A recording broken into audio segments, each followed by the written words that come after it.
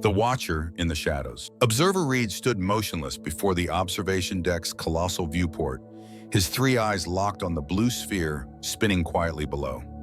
Earth, the humans' home, their cradle, and if his projections were accurate, a grave soon to be sealed by the wrath of their own star.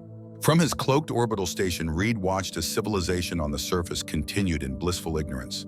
Cars crawled through cities, families gathered for meals, children played in schoolyards, all while a monstrous solar event brewed behind their sun, gathering a ferocity unseen in over 1 million stellar cycles. Reed's long fingers danced silently through glowing glyphs in the air, composing his daily report. No signs of detection, he wrote. Human solar monitoring remains primitive. Predicted atmospheric collapse T-minus 87 hours. Behind him, the low hum of alien machinery whispered through the sleek chamber. It had been 3 Earth months since the Council of Seven assigned him this station. 3 months of silent watching, documenting a species on the verge of annihilation. Reed had observed extinction before entire species wiped away by indifferent physics. The policy was always the same: do not interfere, ever. Nature's will must run its course. And yet, something about this world disturbed him. Humans were unlike others. Illogical, emotional, chaotic, yes. But beneath the mess, there was a stubbornness, a vitality that refused to be ignored. They adapted quickly, they dreamed dangerously, they fought like creatures who'd been at war with the cosmos since birth. Reed had once watched a human video showing their species walk on their moon 50 years after first touching the sky. It had stayed with him. A flicker of movement dragged his attention. The International Space Station drifted into view, its solar panels glinting like wings in the sunlight. Inside floated a man Reed had been tracking closely, Captain Jack Stone. 20 years of spaceflight, decorated twice by his nation, widely respected, and more importantly, deeply intuitive. Stone drifted through the narrow corridor of the ISS, scanning real-time telemetry from the sun. His brow furrowed, he tapped a control pad. Static crackled through the comms as he hailed Earth. "Mission Control, this is Stone. You seeing that?" The voice from Earth came distorted, buzzing with interference. "Affirmative, Captain. Spikes in radiation flux across bands 7 and 9. Analysis underway." Stone floated to the ISS's observation window. Earth glowed beneath him in radiant blues and greens. His jaw clenched. Something was wrong. The sun's behavior in recent weeks had been erratic, frequencies fluctuating beyond accepted solar models. He wasn't a scientist, but he trusted his instincts. And right now, every fiber of his gut was screaming. He adjusted the comms again. Static, more than usual. The ISS rarely experienced this level of interference. He was about to troubleshoot further when a shimmer caught his eye out in space near the limb of the Earth. It was subtle, like heat waves rising off hot asphalt, but in the vacuum of space that was impossible. Or wasn't it? Reed's station trembled. Alarm glyphs ignited around him in crimson spirals. Detection risk elevated. Human scanning equipment has registered anomalous visual disturbance in Sector 7. Trell Reed barked as another observer appeared from a secondary platform. "Impossible," Trell snapped. "Their technology is far beneath cloaking detection thresholds." But Reed didn't respond. His eyes narrowed as he peered at the feed. Stone was hovering at the very edge of the window, his gaze locked on the exact sector where the cloaked station floated. The same gaze Reed had seen when a human soldier spotted an ambush, instinct and reason firing at once.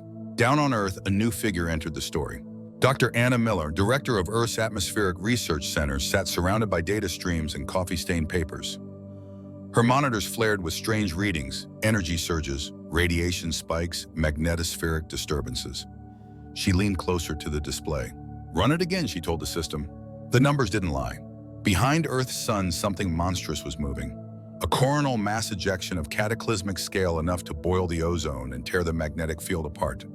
Enough to burn their world clean. Still, no one on Earth truly understood what was coming. But Reed did. The Council had calculated everything. In just over 3 days, the first wave would punch through Earth's upper atmosphere. Communications would collapse. Power grids would fail. The second flare would vaporize satellites and fry every unprotected system on the surface. The third would do the rest. Reed stared at the Earth, at its spinning continents, at the lights flickering along the night side, unaware of the apocalypse riding the solar wind. He opened a private log, his fingers hesitated. "They're not like the others," he typed slowly. "They build hope where there should be none. They fight even when the odds are impossible. I've seen them laugh under fire and rebuild from ruin. They deserve a chance. Behind him, the chamber pulsed, a direct transmission from the council. Observer First Class Reed, emergency session. Now. He stood tall. The viewport slowly dimmed behind him as he walked to the communication desk. Below him, Captain Stone turned from the window and began moving toward the ISS's mainframe. Above him, the first ember of a solar apocalypse was beginning to pulse into shape. And somewhere in Reed's chest, beneath the logic and laws bred into his species for eons, something very human stirred. Doubt. Signs in secret. Captain Jack Stone floated into the command bay of the International Space Station Boots, brushing lightly against the walls as he propelled himself forward. The room was dim-lit only by console lights and the faint, eerie glow of Earth below. His fingers flew across the controls, isolating data streams from the solar observation sensors. Spikes, disruptions, fluctuations that made no sense. He zoomed into the patterns, solar ejections forming and collapsing in unpredictable waves, something like a rhythm, but not quite, like a pulse or a warning. It doesn't add up, he muttered. This isn't just solar noise. His comlink hissed again. He tapped the side of his headset. Mission controls, I'm seeing flux across all observation bands. Can you confirm? A long pause, then static-laced voices came through. We see it too, Jack. But we don't know what we're looking at. Our teams are reviewing anomalies across the network. Stone's eyes narrowed. He didn't like unknowns, especially not ones this quiet. Space was never silent, not in a metaphorical sense. Something was always breaking, leaking, shifting. But this was a silence that wrapped around your chest and squeezed. Back on Earth, Darnell Miller leaned closer to her screen as another flare pattern bloomed into view. A brilliant arc of energy spiking out from the sun's surface, except it wasn't acting like a normal flare. It moved with direction, with structure. A chill ran down her spine. Around her, the Atmospheric Research Center buzzed with tension. Technicians whispered behind glass walls. Global partners were calling in. The same patterns, the same unease. Anna stood up. Alert all collaborating facilities, she said sharply. This is not a false alarm. We're looking at a multi-wave CME event, likely historic. I want cross-analysis from CERN, JAXA, and NASA within the hour. A younger scientist raised his hand hesitantly. What if this isn't just a solar anomaly? She paused, then nodded slowly. I've been thinking the same thing. Above them in orbit, far higher than any human satellite observer, Reed stood before the shimmering forms of the Council. The chamber existed in a shared quantum link, each counselor projected in a silhouette of radiant light and shifting density as if carved from smoke and stars. You were seen, the first speaker said without emotion. Sector 7, one of their spaceborne crew observed the distortion field. Reed kept his tone neutral. It is unconfirmed. They cannot scan our cloaking systems. Not yet. The third speaker rippled in disapproval. Not yet implies one day they might, and that is the danger. That is why we observe but never engage. Your hesitation compromises the protocol. Reed's jaw tightened. The protocol exists to preserve balance. But what if the balance is tipping toward extinction? Then extinction is the balance, the fourth speaker replied flatly. The first speaker's tone hardened. 3 Earth days. No intervention, no deviation. This council will reconvene after the impact. Observer Reed, your role is clear. Reed lowered his head. Understood. But he didn't mean it. As the chamber dissolved around him, Reed stood in the silent dark of his observation deck, his hands clenched behind his back. Below, humans rushed through their lives unaware of the ticking clock in the sky. Why did it feel like betrayal? He tapped into the ISS's external feeds again. Stone was still at work bouncing encrypted data packets back toward Earth. Reed watched the man's face harden by experience but focused, determined, intuitive. Humans had many flaws, brutality, ego, recklessness. But they also had something rare in the galaxy, the will to push back against fate. Reed remembered a line from one of their ancient philosophers. He had heard it in a broadcast eavesdropped decades ago. The stars incline us, they do not bind us. What a thing to believe in the face of extinction. Back in the Rocky Mountains, Anna's team received a new packet from the ISS flagged for Dr. Miller's eyes only. She opened it. Her eyes widened. My God. Stone had recorded a visual shimmer in open space, exact coordinates, exact time. He included side-angle enhancement data exposing faint gravitational distortion. Whatever was out there was large and not natural. Have we just confirmed non-terrestrial presence? One technician whispered. No, Anna replied, but if we haven't, we're damn close. Then came a moment no one expected. Above the facility in the cold mountain sky, something shimmered exactly like the data packet described. It warped light, then reformed, like a shadow made of glass. Reed's pod dropped silently through the upper atmosphere, its own cloaking field now stretched to the limit. He didn't have time for stealth. He was running out of hours and choices. He guided the pod toward the complex, tucked among the Rockies, his hands steady, but his mind reeling. He was about to break the most sacred law of his kind. He would be stripped of rank status, perhaps even life. But he couldn't watch another species burn while doing nothing. Inside the facility, the lights flickered. Power systems surged briefly, then stabilized. Anna looked up, frozen. The air outside her office window shimmered again. She rose to her feet slowly. The shimmer folded inward like collapsing water, and then something emerged. Humanoid, but not. Tall, lean, covered in a shimmer field that distorted its form. Its hand, 3 long fingers raised in what Reed desperately hoped was a peaceful greeting. For the first time in his life, Reed stood on Earth. And for the first time in centuries of human history, an alien made contact not to conquer or study, but to warn. Anna stepped forward and did something Reed hadn't anticipated. She opened the door. I assume she said, steady as steel, you're here about the sun. Defiance. For a long moment, neither of them spoke. Anna Miller stared at the figure before her, 8 feet tall, angular in form, with skin that shimmered like metal beneath water. 3 eyes studied her in silence, not coldly, but curiously, respectfully. The field surrounding him hummed faintly like static caught in wind. I assume you can understand me, Anna asked again, her voice steady but low. The alien nodded once. I do. I am Observer Reed. I have broken the laws of my people to be here. He stepped into the room and the air changed. It wasn't fear that settled over her team, it was awe. For centuries, humanity had stared into the stars and wondered. Now, for the first time, the stars had stared back and chosen to respond. Anna motioned for him to sit, though he did not. Around them, her most trusted researchers gathered, slowly drawn by the impossible presence. Reed raised a hand and projected a holographic model into the air. This is your son, he said. This is the storm it has birthed. The image shifted, massive arcs of energy swelled outward, enveloping Earth in rings of fire. The CME was unlike anything humans had ever seen. Not just solar ejection, but layered, targeted, intelligent chaos. Your planet has less than 2 of your standard days before the first wave reaches your atmosphere, Reed said. It will not be survivable. Gasps rippled through the room. Anna steadied herself against the table. And your people, the ones who sent you, they knew. Reed nodded solemnly. We always know, but our law is simple. Observe, do not interfere. We are not gods. We do not save, we do not change fate. Then why are you here? Someone whispered. Reed turned his voice lower. Because your people don't follow fate, you defy it. The words hung heavy. Anna exhaled, half in shock, half in realization. Okay, she said, rolling her shoulders like she'd done before big exams or bad storms. Then we do what we always do, we fight. Just then, the lab lights flickered, an encrypted signal pushing through. Captain Jack Stone, emergency transmission. The monitor lit up, crackling with radiation interference. Jack appeared pale and drawn still in his flight suit, hunched over a comms panel inside the ISS. Anna, I hope you're seeing this. That shimmer I caught, it's not just distortion. We're not alone up here. Something's been watching us for weeks, maybe longer. And based on these readings, I don't think they're hostile. I think they're scared.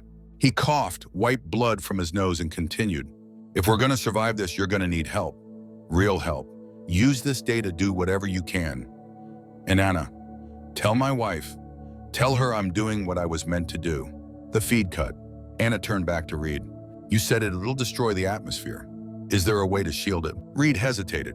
There is, but the technology is beyond your current reach. It took my people centuries to develop. You do not have time. She gave him a look that made interns tremble.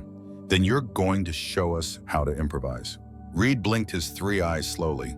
These humans were relentless. Part of him feared it. The rest admired it more than he should.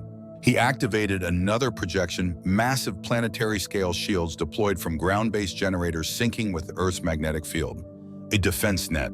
We must create a distributed shielding network, he explained. Individual towers positioned strategically, each linked, each rotating with your planet.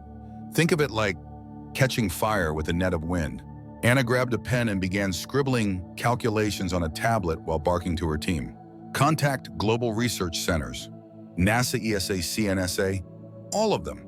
We need everything: satellites, particle accelerators, fusion generators. I want shield prototypes in 12 hours. Reed tilted his head. Even for your species, that timeline is absurd. She didn't even look up. We don't have time to be reasonable. The door hissed open. Jack Stone stepped inside. Everyone froze. He was bruised, pale, and running on nothing but adrenaline and rage. His eyes landed on Reed, narrowed, then softened. So he said hoarsely, "Our shadow decides to step into the light." Reed nodded almost respectfully. "You saw me." "I saw something," Jack replied. "Didn't know it would have 3 eyes and bad timing." Anna smirked. "Captain, meet Observer Reed. He's the reason we might survive this."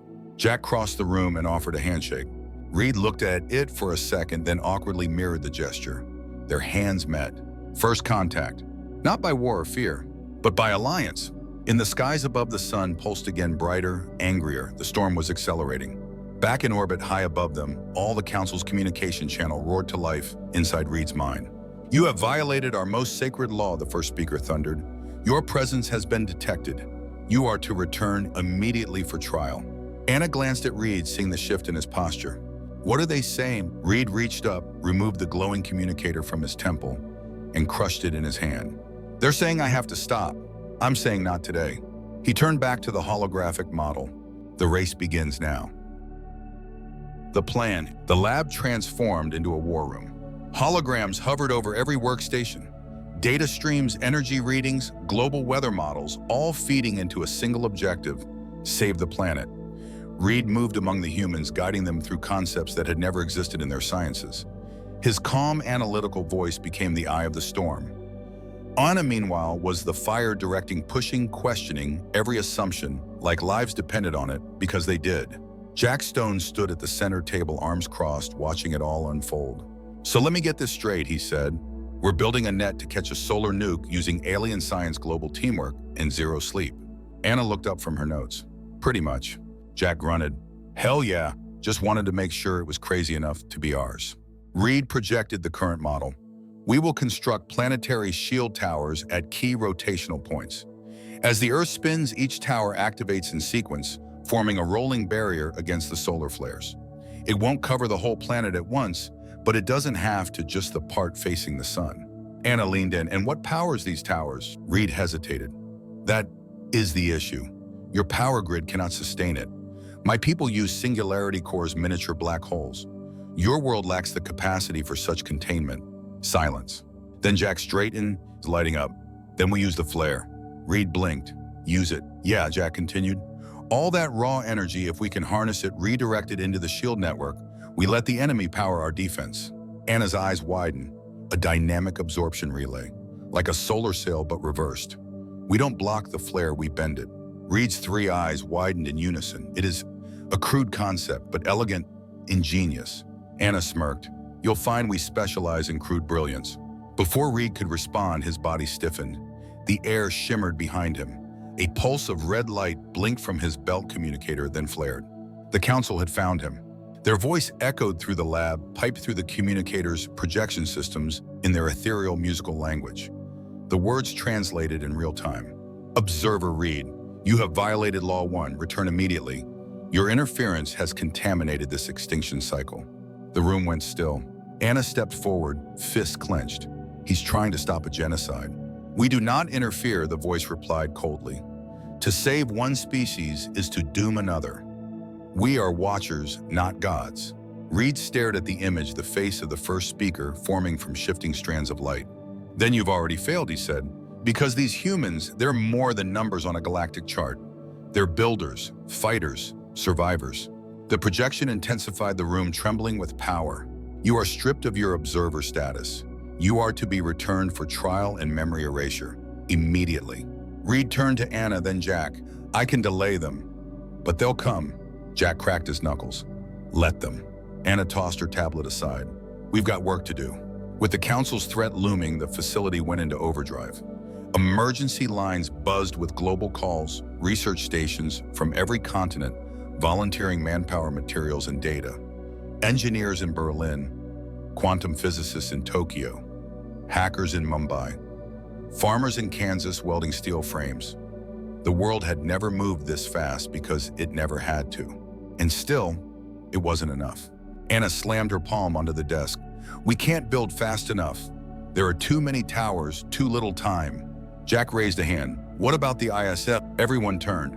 He stepped closer, pointing to the orbital model. It's still up there. If we launch the sensors from orbit, we don't need every tower built. We just need the right ones placed precisely. Anna nodded. It could work, but we need someone up there to deploy them manually, someone with experience. Jack met her eyes. I'm already packed. No, she said, you've already done enough. This isn't about me, he replied. It's about every family down here. Before she could argue, the holograms flickered. A second projection appeared beside the council's transmission. Another cloaked observer. Read it said, you are not alone. More images shimmered into view. 10, 20, 50 cloaked alien vessels in orbit, all formerly silent observers. We have watched them too, and we agree. The law is wrong. They deserve a chance. Anna's mouth dropped open. You started a revolution. Reed didn't smile. His species lacked the facial muscles, but his voice was soft. No, humanity did. The rebel observers began descending their pods, carrying knowledge, tech, and hope. Each one broke a law. Each one joined the fight. Above Earth, the flare grew. The first wave had already destabilized parts of the magnetic field. The second would be worse. Jack gave one final look toward Anna. When this is over, remind me to finally take that fishing trip. Only if you don't die. Reed turned to him. Captain, your bravery will not be forgotten by any species. Jack grinned. I don't care about statues, Reed, just results. As he launched toward the ISS aboard a temporary shuttle, Anna turned back to the monitors. Satellite feeds showed the shield towers rising like steel giants, each one humming with human will and alien innovation. Below them, billions of humans prepared. Above them, the council fumed. And between both worlds, a handful of defiant souls rewrote the fate of a planet. Race against time. The first flare hit at 3:47 a.m. Mountain Time. It came without sound, just light, an impossible searing light that turned night into a pulsing crimson day. In the bunker beneath the Rocky Mountains, Dr. Anna Miller's monitors lit up with a wave of alerts so violent it felt like the Earth itself was screaming. Radiation spike. Incoming. Atmospheric integrity degrading. Status report, Anna barked. A flurry of voices answered back. Ozone layer down, 12% and climbing. Global temperatures spiking by 3.2 degrees Celsius. Solar particles breaching magnetosphere. In orbit, the ISS groaned as its aging systems strained against the bombardment. Captain Jack Stone floated in the station's core module, sweat running down his neck as he stared at the live telemetry. Reed, we're taking damage. Our shielding won't hold another wave. Reed's voice came through clear calm. Understood. Proceed with manual deployment. We'll hold the line on the ground. Inside the station, Jack and his crew, just 6 of them, now prepared the sensor pods. Each one was a mix of alien materials and human ingenuity calibrated to interact with the shield towers below. They weren't perfect, but they didn't need to be. They just had to work long enough. Below, the towers across the globe flickered to life one by one, synchronized by a planetary algorithm Reed's rebel allies had helped code. In Berlin, the generators hummed. In Kenya, arcs of light reached into the sky. In Antarctica, a lone tower glowed like a beacon in the snowstorm. And yet, the flare was stronger than anything Reed had anticipated. It's evolving, he whispered, reading the energy pattern on his display. The flare is adapting, reacting to our interference. Anna turned. Reacting, it's just plasma. No, Reed said. This storm, it's not ordinary, it's directed. His words sent a chill down her spine. Outside, the atmosphere cracked with purple lightning. The sky looked wounded, bleeding streaks of red and violet that pulsed with unnatural rhythm. Around the world, emergency shelters filled to the brim, subways in New York, war bunkers in London, entire underground cities in China. And still, people helped each other. Old women guiding children, strangers pulling strangers to safety.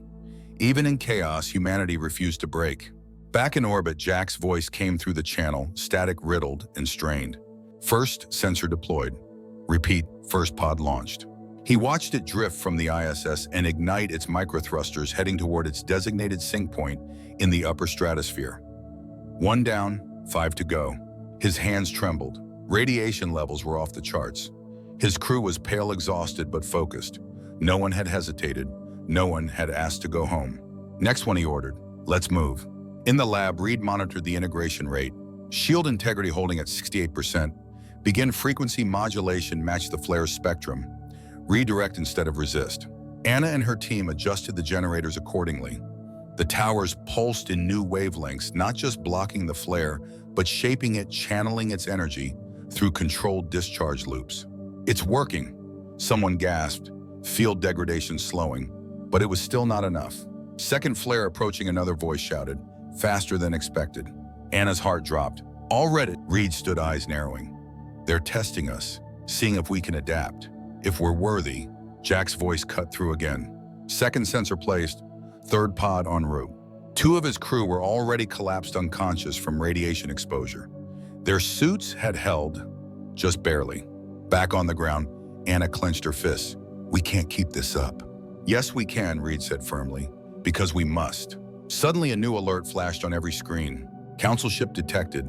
Incoming trajectory, direct path. Everyone froze. Are they here to stop us? The scientist whispered. Reed checked the data. No, this one's mine. Above Earth, his stolen observation pod shimmered into visibility, hanging like a ghost in the upper atmosphere. From inside, Reed watched as a sleek alien vessel approached one of the Council's own enforcer ships. But before it could reach him, it stopped. And then another ship appeared, and another. A whole formation, Council observers who had broken ranks hovered beside him, refusing to interfere, but refusing to stop him either. One sent a message, we stand with you. Let the humans prove they are worth the stars.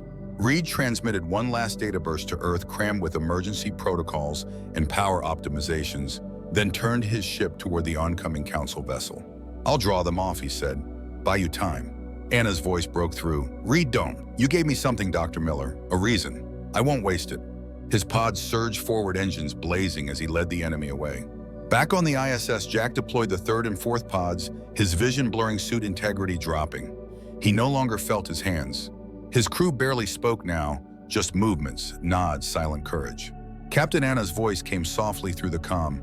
You have to come back. Negative, he rasped. We finished this. Down below, towers reached critical sync. The shield network began to arc across hemispheres like lightning, frozen in place, forming a latticework of shimmering blue. Anna turned to her team. 2 more pods. That's all we need, just 2 more. Outside, the flare roared a tidal wave of solar fury bearing down on them. The clock was ticking, and humanity wasn't done yet. Rebellion in the star. The stars had never known war, not like this. Not with weapons, but with choices. Reed's stolen observation pod raced ahead of the approaching Council ship, its stealth systems flickering in and out from the flare's electromagnetic fury. Inside, he worked furiously, rerouting energy, broadcasting decoys, delaying the inevitable. Behind him, Earth shimmered under an angry red sky, its atmosphere blistering like paint under a blowtorch. The shield network was holding barely, but they still lacked 2 sensors. 2 pieces, 2 final steps, or the whole planet would burn. He opened a channel to the Council vessel chasing him. This doesn't have to end like this, Reed said. The reply was immediate, cold.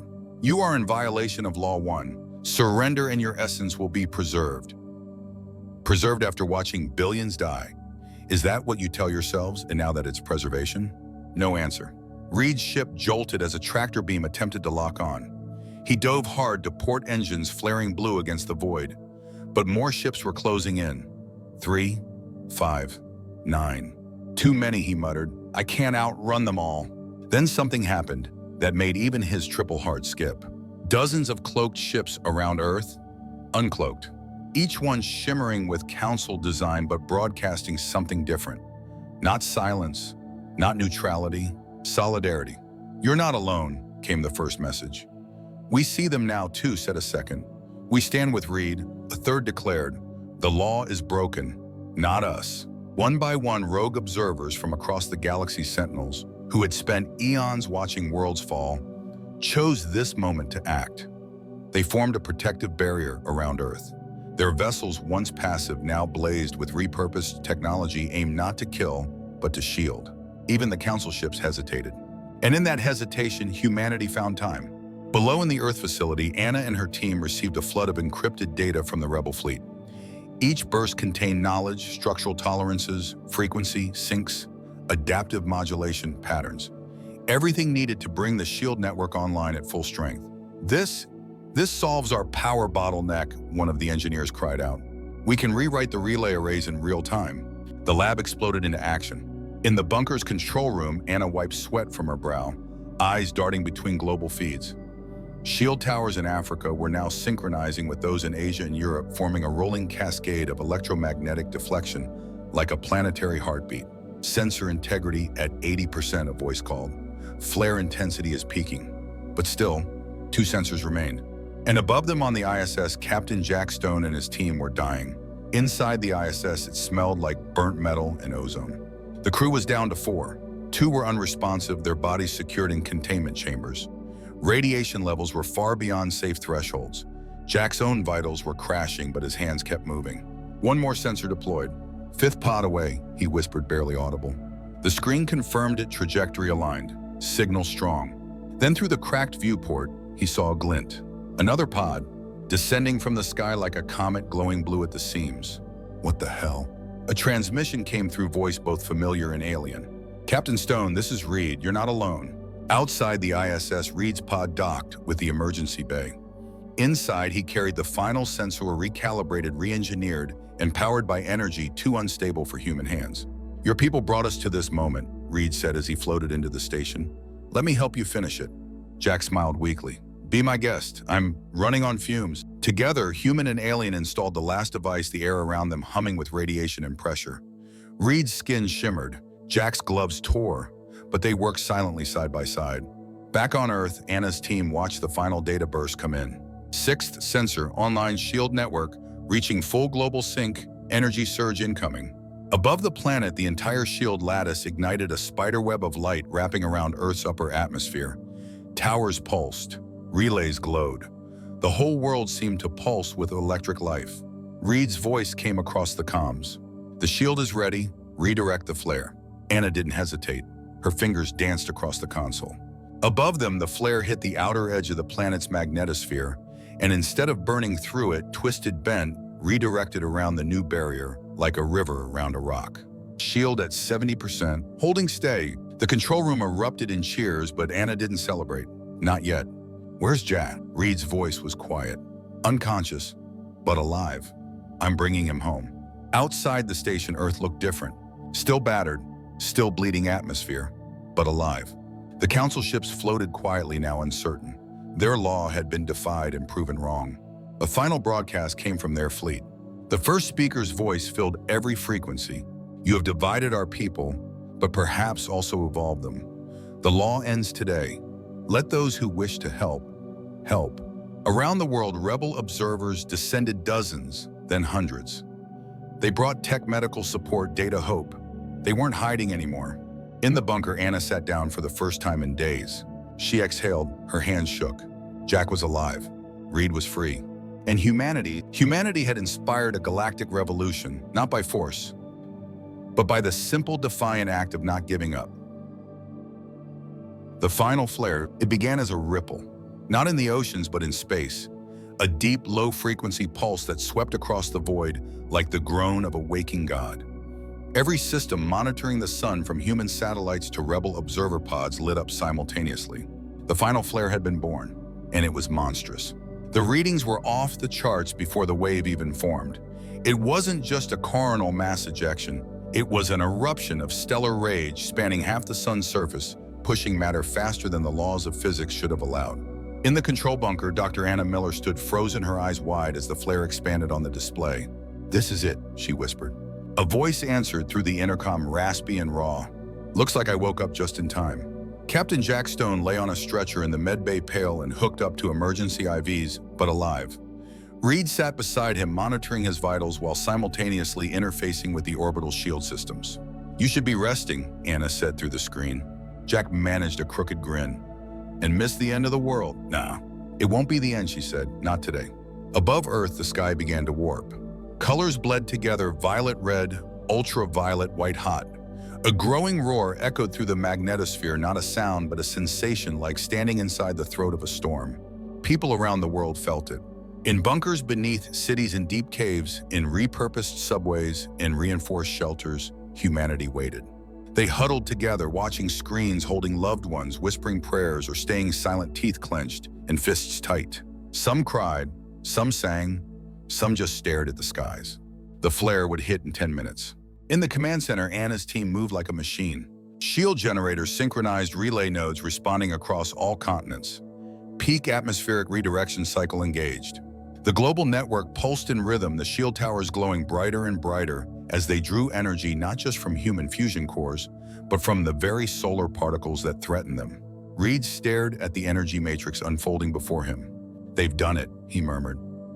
"They took the design and made it better." One of the rebel observers appeared on screen. "We've linked 27 cloaked stations into the network. Their cores are adding power to your nodes." Another voice followed. "Even council ships are contributing. Passive support data field resonance amplification." Anna blinked. "The council, they're helping." "They're watching," Reed replied. "And maybe, finally learning." 7 minutes to impact. Above the atmosphere, sensor pods twitched as magnetic fields began distorting. The ISS floated quietly, barely functional, held together by sheer force of will and duct tape, but still feeding crucial orbital telemetry into the shield system. In the control room, one final alert flashed. Incoming flare speed, 2.3 million kilometers per hour. Anna gritted her teeth. Activate rolling sequence. One by one, the planetary shield towers roared to life in a synchronized wave. From orbit, it looked like Earth was being stitched together with arcs of energy, light racing across oceans, crawling over mountaintops, sparking across continents. The sky above darkened, not with night, but with pressure. 5 minutes to impact. Jack coughed again, blood on his lips. Reed offered a stabilizer, but Jack waved it off. "You know, I've spent my whole life looking at the stars," he rasped. "Never thought I'd die helping one of them look back." Reed tilted his head. "You're not dying, Captain." "Yeah," Jack smirked. "Tell that to my lungs." Reed turned back to the control interface eyes, scanning numbers. "Then let's make sure you don't die for nothing." 3 minutes. The sky lit up like it was on fire. From the ground, people saw it, a second sun rising over the horizon. But this one wasn't warm. It was vengeful. The shield flared to full strength, its energy lattice vibrating as the incoming wave pressed against it. The sensors screamed with stress. Towers strained. Shield at 85 round, 83, 50, 70 round. In the control room, Anna's knuckles turned white as she gripped the table. Redirect emergency power. Pull from non-critical facilities, hospitals, stations everywhere. Engineers obeyed instantly. All over Earth, lights dimmed, elevators stopped, cities went black, and the shield blazed. 2 minutes, the flare struck. Not as fire, but as force. A wall of plasma slammed into Earth's shield like an angry god's fist. The generators howled. Lightning exploded across the atmosphere in sheets. The sky turned blinding white. Every screen inside the bunker went red. Shield at 70 perm, 65 perm, 59. Reed's eyes widened. The flare is folding around the field and punching through the polar gap. Anna spun. "We didn't reinforce the poles. They were supposed to be lower impact." Reed tapped the console, linking new pathways. "We route satellite arrays, make them act as reflective nodes." "Do it." Above, the ISS pulsed with emergency lights. 2 remaining crew members, pale as ghosts, rerouted power from their life support systems to the network. "We're holding. Shield integrity, 48%, 43%, stabilizing at 41%, and then it began to fall again. 34, 33, we're losing it." "No, well, we're not," Anna shouted. "Reroute orbital links. You have to go out now." The rebel observers responded instantly, shifting power in ways no human tech alone could manage. Their ships glowed brighter than the flare itself, forming a temporary shell around the Earth's magnetic field. 1 minute. Around the world, people stared into the sky, and they saw it. Not just destruction, but defiance. A lattice of pure light holding back the wrath of a star. Tower arcs glowing like suns of their own. Alien ships burning their cores to buy seconds. An Earth scarred, battered, but still standing. In the final 30 seconds, the flare reached maximum pressure. Inside the control room, systems overloaded. Sparks flew from the ceiling. A technician was knocked unconscious. Anna covered her eyes as a relay exploded behind her. 15 seconds, shield at 22%, 18%. Reed stood silently, watching, believing. 10, 9, 8. Anna turned toward the main screen where Earth's upper atmosphere blazed in a mesh of red and blue. Hold, damn you, just hold. 2, 1, and then silence. The shield held. The flare broke. Light faded. And Earth was still there, alive. Victory and dawn. It started with silence. Not the fearful silence that had loomed before the hush before destruction, but a silence filled with awe. The kind that followed a miracle, one that had been earned. All across Earth, the flare's fury faded from the sky. The shield lattice glowed softly, its pulses weakening, then stabilizing. The violent reds and purples gave way to the softest blues. Above the stars began to reappear, timid at first, then proud. In the underground facility, the lights flickered, then steadied. Dr. Anna Miller stood in the center of the control room, surrounded by exhausted scientists slumped in chairs, some asleep at their stations. Her own hands trembled, her lab coat streaked with soot, but she stood tall. Status, she asked quietly. A young technician rubbed his eyes, then whispered, shield integrity at 9%, but holding. Atmospheric breach negative, magnetic field stabilizing. Anna closed her eyes, her breath caught. Then she exhaled. They had done it. Against all odds they had held. Send the word, she said. Let the world know. Across the planet, shelters erupted in cheers.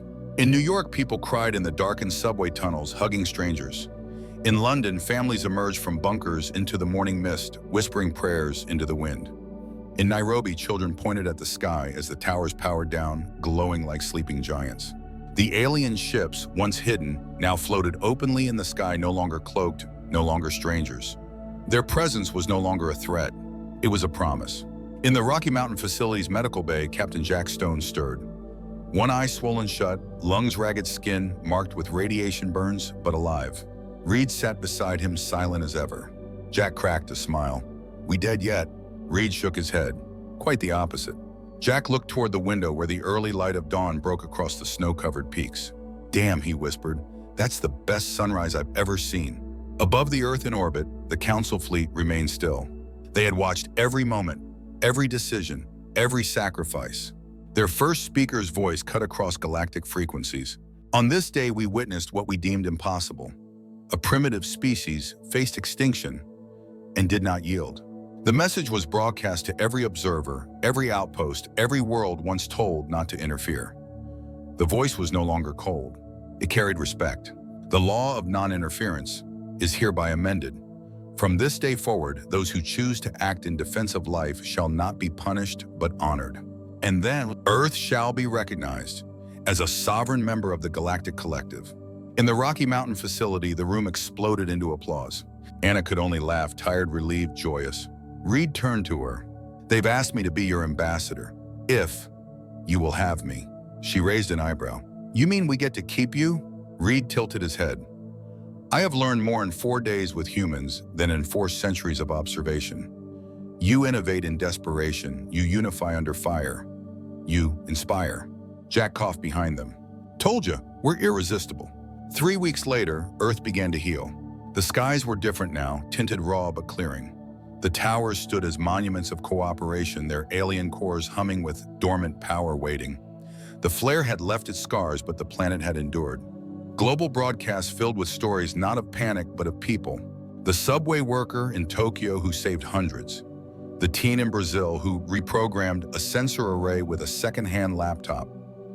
The retired engineer in Cairo who welded shield plates for 36 hours straight. The world didn't just survive the end. It fought for a future. In a field outside Denver, Anna stood next to Reed as an alien craft descended, not cloaked, not hidden. A welcome ship. Journalists from every continent watched as alien delegates stepped forward, some humanoid, some utterly alien. Tentacles, fur, metallic skin, but all with a common expression: curiosity. Anna shook the first ambassador's hand firm and steady. Welcome to Earth, she said. We've been expecting you for a few centuries. The alien responded in perfect English. We've been hoping for you just as long. Later that night, Anna and Reed stood on a balcony overlooking a small celebration in Boulder. Humans and aliens mingled awkwardly, sharing food, laughter, questions. A child climbed onto a small alien's back without permission.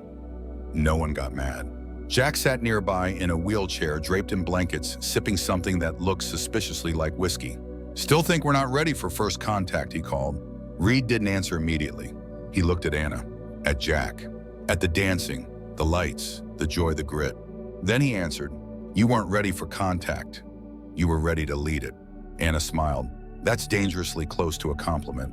Reed's voice softened. "It's also the truth." Far above, one last observer watched from a distance. He had not interfered, not directly. But as he turned away from Earth's blue glow, he sent a single message into the galactic net. The humans did not beg. They did not break. They built. And when fire came from the sky, they caught it in their hands and turned it into hope. As dawn broke across a changed Earth, humanity took its first step into the galaxy, not as survivors, but as equals. As the species that taught the stars a lesson, sometimes the strongest force in the universe is a species too stubborn to die.